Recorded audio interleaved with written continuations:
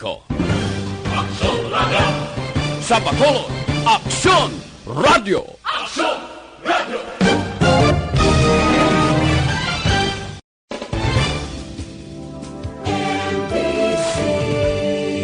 Manila Broadcasting Company. Sa balita. Komentaryo. Aksyon Radio Philippine Standard Time, las 6:29. This time check is brought to you by ACS Manufacturing Corporation, ISO certified, world-class quality. Actual Reports, second portion. Di kalidad, kag madalong ng mga analisis sa pinakainit na balita sa bilog na probensya kag nasyon. Actual Reports, second portion. Patas kag balanse na komentaryo sa mga issues kag mga balita nga nagaapekto sa mga pumuluyo sa adlaw-adlaw nga tanan. Action Reports, second portion. Upod sa veterano kag respetado nga komentarista, Action Fred Salanga. Karon nga adlaw Martes, pitsa 5 na bulan sang Mayo tuig 2020. Anano ang mga balita kag mga isyu para karon nga adlaw. Unahon ko ini ang nagkalatabo bala sa syudad sa Bacolod kontra trapiko ang paghambalan. Kahapon kundi perting bunok sa ulan, alas 4:30, alas 5. Sus, porte man ang traffic sa syudad sa Bacolod. Wala lang enhanced community quarantine, porte sa pagkagutok. First time nga naka-experience ako, halin sang ipatuman ang ECQ sa syudad sa Bacolod. Porte yung pagka-traffic kahapon sa syudad sang Bacolod. Grabe nga pagkasalakyan, hindi maintindihan kundiin naghalalin ining mga salakyan. Daw ka ordinaryo lang adlaw, wala di pasahero nga salakyan, pero ang pribado nga salakyan, sus, hindi maintindihan, gaginotok lang. Ang alagyan kahapon, dire sa syudad sa Bacolod, kung hambalanta ang Lupis S na yon, sus, traffic pa imo nga, hindi maintindihan sa pagkadamo-damo sa salakyan. So, amo nang tukion ta, nga ang nag-amo sini ang kahimtangan sang syudad sa Bacolod. Daw nagpinagusto ang pila ka mga pribado nga salakyan. Wala man naton, wala kita nagasiling nga hindi magwa ini sila. Basi importante man ang tuyo nila. Natingala lang ako, kaya ang tanan nga ad number kahapon, naguluwa tanan? Nga purti kagutok sang dalan sa syudad sa Bacolod. Luwas nga nagtaas ang tubig, hindi pa maintindihan ang trapiko. Mamangkot kita, usisaon ta ini, kung ano ang natabo nga daw diha makadamogin sa salakyan kahapon, nagapakadto pa kare sa mga dalanon sang syudad sa Bacolod, nakibot ako mo. Kahapon nagkadto kita dira, na bakal kita bulong, nanilag kita, luwas gagabunok ang ulan, din panilagan kan trapiko, sos porteho.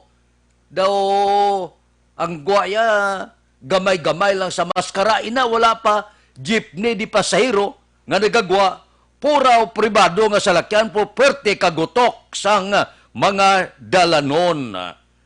Grabe, no? Bagulang ko ka-experiensya mo, nakakita halin sang ipatuman ang ECQ sa Bacolod. Kahapon ako kakita sa traffic nga hindi maintindihan. Kung ano ang rason sini, siguro ang aton mga checkpoint, ang bitaw kang iban pa, may sabat sini. Kung nga ang masyado kagutok sa mga salakyan, kundiin nagalalin ining mga salakyan. First time nga natabo sa Bacolod, nga puwerte kagutok, puwerte ka-traffic kag kung nagalalin ini sa iban nga lugar, sur, norte, kag sentral nga bahin sang probinsya, question naton ginatugutan ini sila nga magsulod sa Bacolod. Ano ang mga requirement gikan sa iban nga kabanwahanan kag kasyudaran kon ini sila naggalalin giman sa iban nga kabanwahanan kag kasyudaran kag nagpadulong dire sa syudad sang Bacolod. Wala lang isikyo kahapon porte. sigurado nga tun-an ini sa Bacolod. Katulad kung Domingo, lockdown kita, posibilidad siguro basi kung matulutunan naton nga hasta wala pang Mayo 15, may lockdown kita dire, tag 3-4 kadlaw para nga ma-minimize naton ining kagutok sa trapiko nga dawala lang sang enhanced community quarantine ang siyudad sang Bacolod. Aksyon Radio Philippine Standard Time, las 6:34. Mabalik kami pagkatapos ini.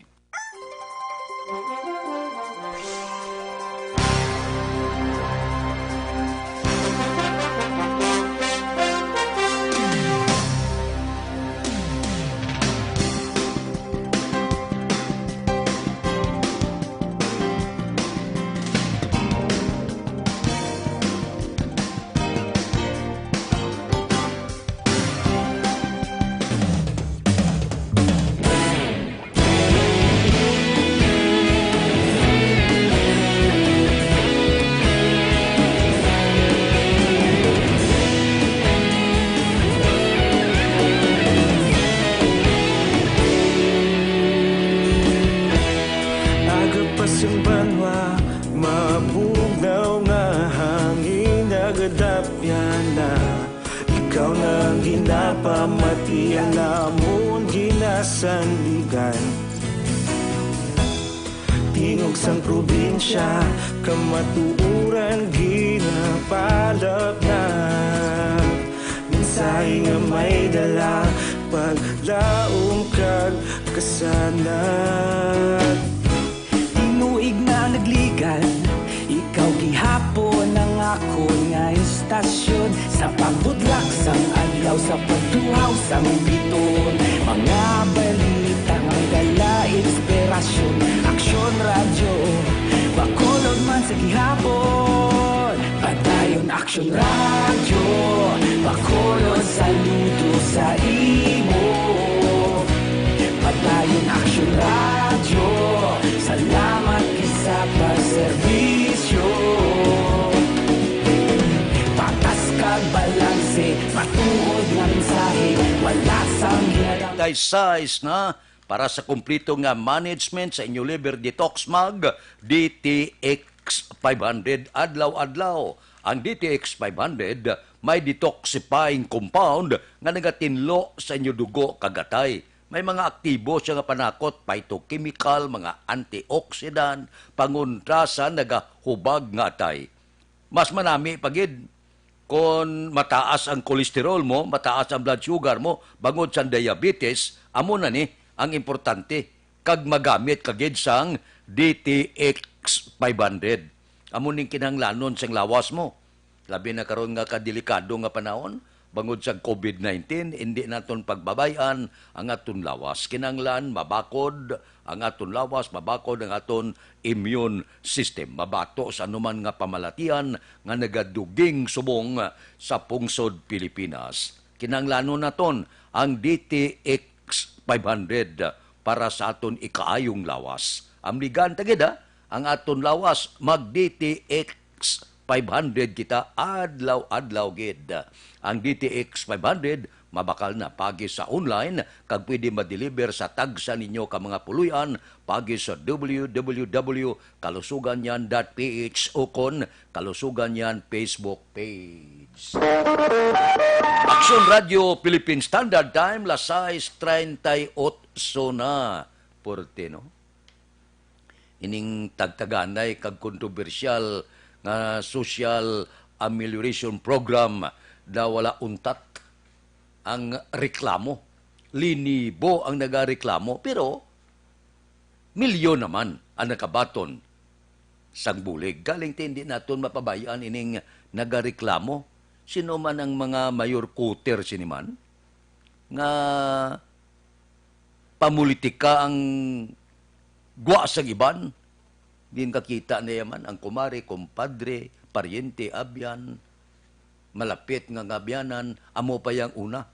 Among ginauna hatag sining social amelioration program. Kadamo sa mga reklamo bala. Tindi manimon ang mapabayan kay may mga reklamo. Bisan damo to nakabaton pero tagaan taman pagtamod. Kay hindi man malipod nga iba ni nga gabaton sa mga pundo nga nihalin sa gobyerno, to paray na balay. Di kilala, igay ko sino nakabaton. Nya kadako sa income sina. Daw alamansyon ang balay, kabaton pa. Ang piyak balay ato yaho nga daw marumpag ang balay, nga dapat benepisyaryo ya, ara ang ngalan, pero wala makabaton. Ang pinakadako balaya kadlagkong income, kabaton pa.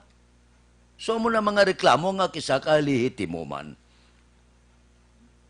Kung sa bagay, nakapati kita yung nga damo giman yung gusto nakabaton. Galing hindi malikawan eh. Portib lang nga pamulitika, ginagamit pang politika sang pila ka mga barangay opisyal naton. So dapat nga klaruhon ini sa aton gobyerno may ara pagid dason nga iarangkada nga bulig. Kinalan may leksyon ha. Tiyan mo lang siling nila nga ilista ngalan sa mga barangay hall da kag sa city hall ninyo. Ipamutang da ngalan para nga makita sa pumuluyo ang tanan magadagsa da lan taon nila da. Kon sinong mga ngalan ang arada.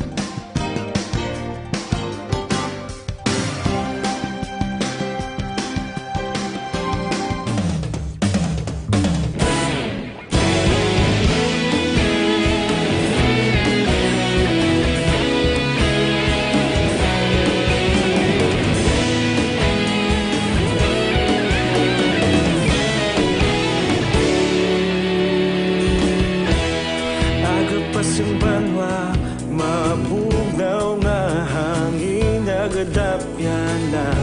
Ikaw nang ginapamati, alamon ginasan.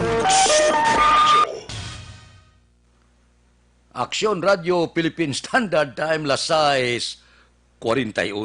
Kag sa kaalwan man na, brown out sang Sineco. Aga pa, may brown out na. Yung issue na ton, Social Amelioration Program. Tapuson ta na boss ang issue. Kaya daw hindi na maagwantang reklamo wala kadto. Ang nabaton dito, nagkadto na, nagdangat na sa opisina sang presidente. Silang sang presidente daw purtihaw, daw hindi mensindihan, purti ka trasado, sang tagtaganay, budlay gid. Siling sang iba niya, hindi mabudlay, ang pagpili kung sinong tagaan sang iba naton nga mga opisyal sa barangay kay ginlaktan pamulitika ang Social Amelioration Program. Kalain. Aksyon Radio Philippine Standard Time Lasais 42. Mabalik kami pagkatapos ini.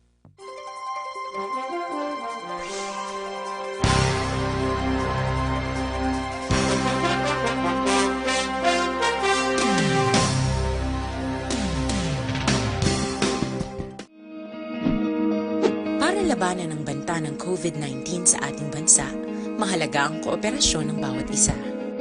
Ang pananatili sa loob ng bahay ay isa sa pinakasimple pero pinaka-epektibong paraan para hindi kumalat ang virus. Kunwari, ikaw ang tuldok na ito. Malusog ka at malakas. Lumabas ka ng bahay. Ang hindi mo alam, may nakasalamuha ka ng may COVID-19. Tandaan, mahirap malaman kung sinong may virus, pero madali itong maipasa sa iba. Pwedeng naipasa na pala niya ang virus sa iyo nung umubo siya o bumahin. O baka naman ay nahawa na dahil humawa kayo sa parehong bagay na kontaminado. Ngayon ay mayroon ka na ring COVID-19. Isa ka ng carrier na makakahawa sa iba. Dahil maaaring ilang araw pa bago lumitaw ang sintomas na ubo, sipon, hirap sa paghinga at lagnat. Pwede ring wala kang nararamdamang sintomas, ngunit nakakahawa ka pa rin. Pag-uwi mo sa bahay, maaari mong mahawahan ang iyong pamilya. Kasama na rito ang lolo at lola mo o ang mga magulang mo na may edad, sila ang may pinakamahina na depensa laban sa virus. Ang mga may sakit sa puso, diabetes, high blood, at iba pang pre-existing conditions at mga buntis, mahina ang panlaban sa COVID-19. Kapag na-infect ang taong mahina ang immune system, posibleng magkaroon siya ng malalang karamdaman at kailanganing dalhin sa ospital. Sa patuloy na paglabas ng bahay at pagpunta sa pampublikong lugar, tinatayang maaari kang makahawa ng 3 pang tao at sila makakahawa ng mas marami pang iba. 20% ng mga nahawa ay maaaring maospital at dadami ng dadami ito habang mas kumakalat pa ang virus. Bukod sa dumaraming COVID-19 patients, marami pang ibang may sakit ang nasa mga pagamutan. Ang mga pasyenteng malubhang-malubha na ang karamdaman, hindi na maaasikaso. Wala ring lugar para sa mga pasyenteng may ibang karamdaman. Kaya nating iwasan ang patuloy na pagkalat ng COVID-19 kung iisipin natin ang kapakanan ng iba. Kailangan nating isipin at kumilos na parang bibit na natin ang virus para hindi ito kumalat pa sa iba. Sundin ang social distancing. At hanggat maaari, manatili sa loob ng bahay. Kung talagang kinakailangang lumabas, panatilihin ang 1 metrong layo sa ibang tao. Maging malinis din sa katawan at sa kapaligiran. Parating maghugas ng kamay gamit Aksyon Radio Philippine Standard Time las 6:46 na loan na kamo. Kung wala kamo madala sa SAP kag iban pagil purpose sabi, wala kamo kwarta nga pundo sa puluyan hasta Mayo 15 loan na sa manubo kayong saka kadto kamo dira sa hululaman ninyo nga purti kadasig magproseso sa inyo papilis. Nubo saka sa chattel, ATM loan ninyo, business loan, salary loan, real estate mortgage, car or truck finance, GSIS pension loan, SSS pension loan, agricultural loan, parehas ang crop loans, tricycle loan, allotment loans, housing loans, parehas ang construction kag renovation. Diin kamo makadto. Pederlep Blending Corporation, aralang sa 2nd floor San Carmen Building, Lizares Avenue, Bacolod City. Nagbutang gid sila sa satellite nga opisina sa Bacolod para mas mapos nga kadtuan ninyo sa pag-loan ninyo sa door 104 XA Esteban Building, Galo Gatoslao Streets, Bacolod City. May ara man sa corner Yungke sa Dalan Goria, La Carlota City. May ara man sa Dalan Mabini, Son Pordace, Talisay City. So kung mag-loan ka, nubo kayong saka, Pederlep Lending Corporation ang kadtuan. 2nd floor Carmen Building, Lizares Avenue, Bacolod City. Bago lang kami magsugilano ni Action Boy Duran, bayan sining sap-sap nga nibla pagpanagtag, maayo ni dako bulig ni sa aton pumuluyo kon maayong pagpanagtag. Di bago lang kami kasugilanon, may ara ya nga ang ginahulaman niya kwarta, natagaan niya sang special amelioration program. Ang nagulam niya, wala matagaan. Purte, no? Abilidad sa mga subdivision, lagkong balay, kabaton pa. Ari pagidong iskandalo nga dako, kundi may kapanglista. Ini nga panglista, suno sa report. Ilista yung ngalan mo. Pero may kondisyon. Niya ipanglista kung ngalan nyo, pero kung 6,000 ang batunon, baton na kamo 5,000, akon 1,000. Pinsarabla ko tag pilak gatos na lista yung ngalan. Sus, kadako-dako sa income niya ba o nakajakpat siya? Daw nakadaog la siya sa luto ba? Hamak mo kon mga 300 ka ngalan pilak lista mo da. Sa 1,000 imo. Ang igin tagaan mo yan, nakabaton, 5,000 lang. Hawiran mo sa 1,000. Mag 200 kabilog ang ginawiran mo. Dako-dakong income mo ba? Porte ba? Pahuway-huway ka, dakong income mo sa pagpanunto mo, kag pagpangilad mo. Pero balikan na ganing lawas mo, ambot sa ibo. Aksyon Radio Philippine Standard Time, las 6:49 na. Diri kita ho, daw na kibot ako sini, sa ginpalayag balas ang Chief Legal Counsel, Salvador Panilo, nga si Presidente Rodrigo Duterte pwede ka deklarar martial law agod mapunggan na paglaptas ang COVID-19 sa Pilipinas. Di ko, ang nabalaan ko ya ka makadeklarar ka martial law kon ang pungsod ginatake abi sang iban nga kapungsuran kon ang rebellion porte o kon ara na gid sa sa katalagman ang pungsod Pilipinas. Pero kung magdeklarar si Presidente Rodrigo Duterte sang martial law bangod sang COVID-19, manaog kita sa kasaysayan sa bilog nga kalibutan. Nga first time nga natabo ini sa istorya sang kalibutan nga isa ka pungsod nagdeklarar sang martial law batok sa hindi makita nga kaaway. Purte no? Amak mo nga mabutang kita sa kasaysayan nya sang tuig 2020 ang pungsod Pilipinas nagdeklarar sang martial law.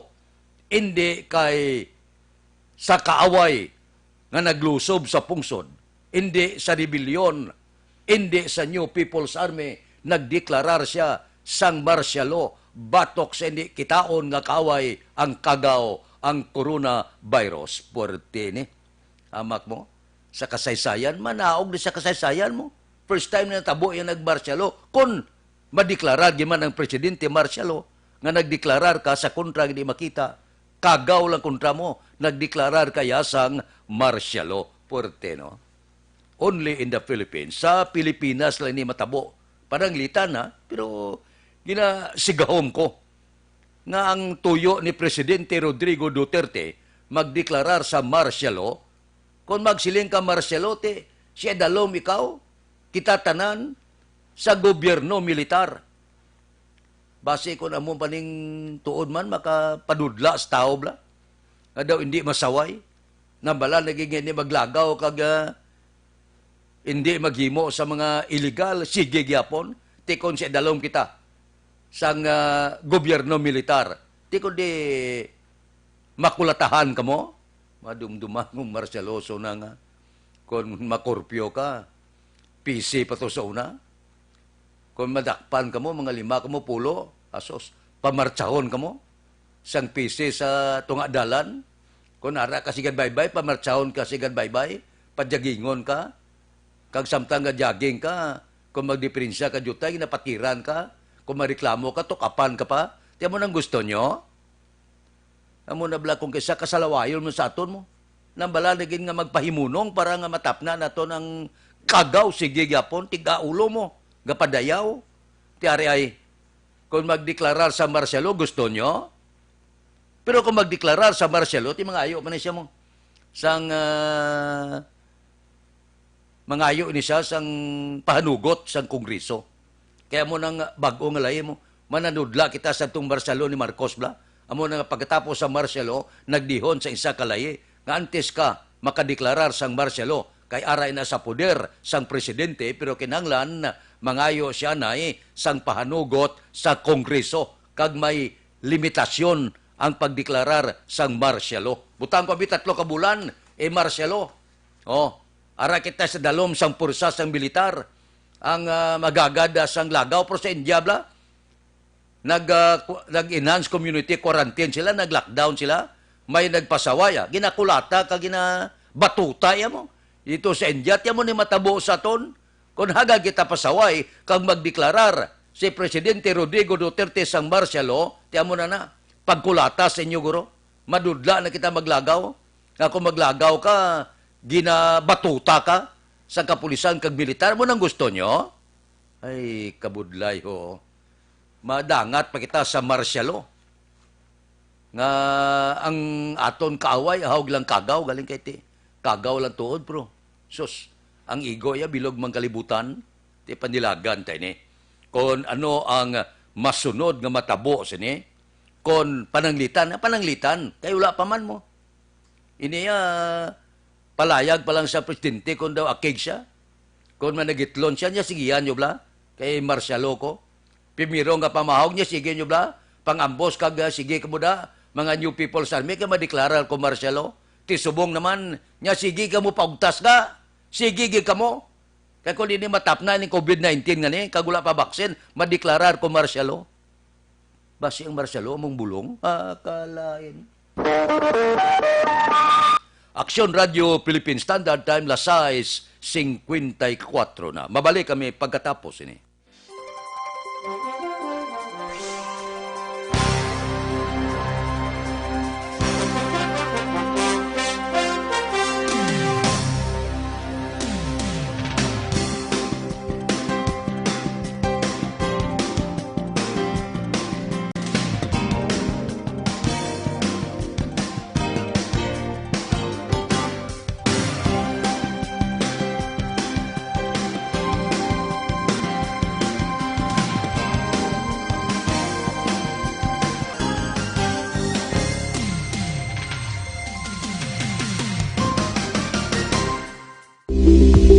Ito ka mga importante nga mapamagi agud mapungga ng paglaptas ang Coronavirus Disease 2019 o kung COVID-19 sunod sa World Health Organization o kung WHO. Una, ugaliyo na masami nga pagpanghugas ang kamot agud mapasigurong katinlo sa kaugalingon. Ikadua, likawan man ang masami nga pag-uyat sa ilong kamot kag baba. Ikatatlo, tabunan sang tisyo kon kamot ang baba kon ginaubo. Ikaapat, likawan ang pagpadulong sa mga lugar nga masami ginatipunan sang publiko. Ikalima, magtiner sa puluyan kung hindi mayong kondisyon sang lawas ilabi na kung nagabatyag sang hilanat kag ubo. Ikaanom, kung nag-eksperyensya sa hilanat ubo o kung kabudlayan sa pagginawa. Gilayon nga magpakonsulta kung magpangayo sang panugyan gikan sa isa ka doktor. Ikapito, tingwaan nga mangin updated sa balita kag mga informasyon angot sa COVID-19. Ini nga pahanumdom ang ginatulong sa inyo sa kaluwan sang World Health Organization, Department of Health kag Aksyon Radio Bacolod.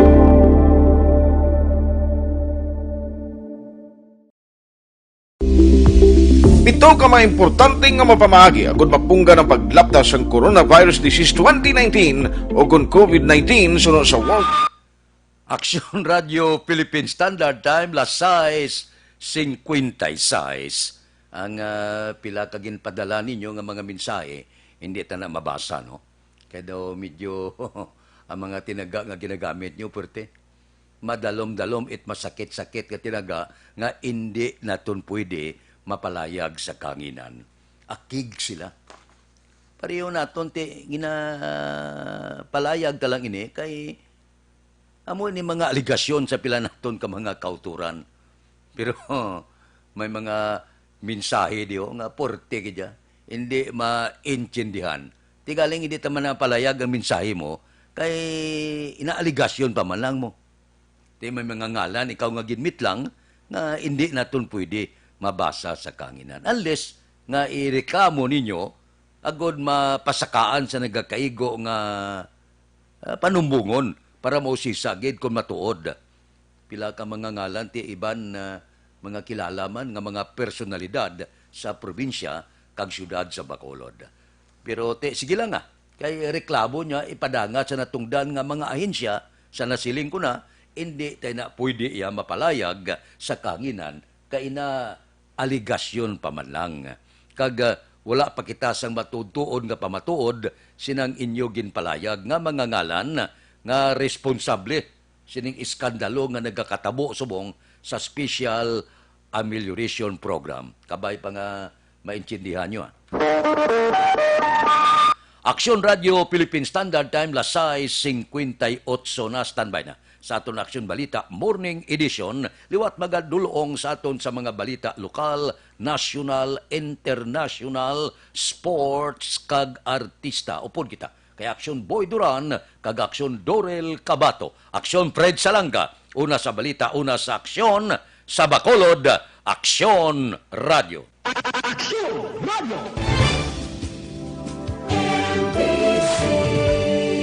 Manila Broadcasting Company. Sa balita, komentaryo, isyu, serbisyo publiko.